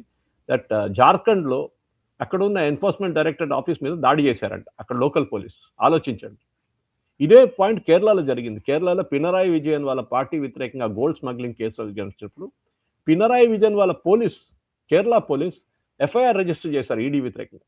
అప్పుడు అక్కడ ఉన్న కేరళ హైకోర్టు కొట్టుపడేశారు దాన్ని. It's illegal, you cannot register FIR. వాళ్ళు పని చేస్తున్నారు, చేయనియండి. మీకు తర్వాత మీకు ఏదైనా ప్రాబ్లం ఉంటే you can go to court and approach the court and do what ever you want. కానీ మీరు దీన్ని ఆపలేరు. సో ఎన్ఫోర్స్మెంట్ డైరెక్టరేట్ రోల్ గురించి వీళ్ళు అడిగిన దానికి ఇద్దరు justice Mishra and justice Pancholi ఏమన్నారంటే ఈ చట్టం ఉంటుంది, దేశానికి ఒక చట్టం ఉంటుంది. ఈచ్ ఆర్గన్ ఇండిపెండెంట్గా పనిచేయాల్సి వస్తుంది. అండ్ దానికోసం నెసెసరీ, ఎందుకంటే దీన్ని మేము చాలా మటుకు offenders are not allowed to be protected under the shield of law. అంటే ఈ కేసులో అఫెండర్ ఎవరు? మమతా బెనర్జీ వాళ్ళ పార్టీ. ఆమె రావాలని ఏముంది సాయి గారు? వాళ్ళ పార్టీలో ఉన్న చాలా మంది లీడర్స్ ఉన్నారు కదా, వాళ్ళని పంపించవచ్చు కదా అక్కడికి. ఆమె ఎందుకు వచ్చింది? ఇప్పుడు డీజీపీ ఏమంటున్నారంటే, of course through Kapil Sibal ఏమన్నారంటే షీఈ్ అ Z+ ప్రొటెక్టీ, దానికోసం నేను అక్కడ వెళ్ళాను అంటున్నారు ఆయన.